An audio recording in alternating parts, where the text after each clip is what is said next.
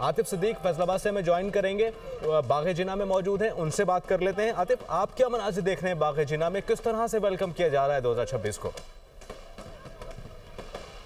बिल्कुल, मुल्क भर की तरह फैसलाबाद में भी नए साल की आमद पर जश्न का समा है और शहरी पुरजोश तरीके से, हालांकि इस वक्त बारिश का समा है, इसके बावजूद भी इंतज़ामिया की तरफ से, फैसलाबाद इंतज़ामिया की तरफ से यहाँ बाग़ जना में भरपूर आतिशबाजी का मुजाहरा भी किया गया है, जिसको देखने के लिए फैसलाबाद के शहरी बाहर आए हैं। ख़ास बच्चे, बुज़ुर्ग, बड़े और ख़वातीन की बड़ी तादाद ने यहाँ पर फायरवर्क्स भी इंजॉय किया है, चूँकि 2025 को शहरी खैरबाद कह चुके हैं और हम मुबारक लेते और देते 2026 में दाखिल हो चुके हैं। शहरियों का इस मौके पर यही कहना है कि 2025 में बहुत सारी नाराज़गियाँ, बहुत सारी कुछ शीरी और कुछ तल्ख यादें गुजरी, जो जिन्हें अब खैराबाद कह दिया गया है। और अब 2026 में दाखिल होते हुए नए वल्वले और नए जोश के साथ जो शहरी पुरअज़म हैं, पुरजोश हैं और ये नेक तमन्नाएँ रखते हैं एक दूसरे के लिए, अज़ीज़ अकारुब के लिए, रिश्तेदारों के लिए, दोस्तों के लिए, कि जो नए 2026 है वो इनके लिए बरक़ात और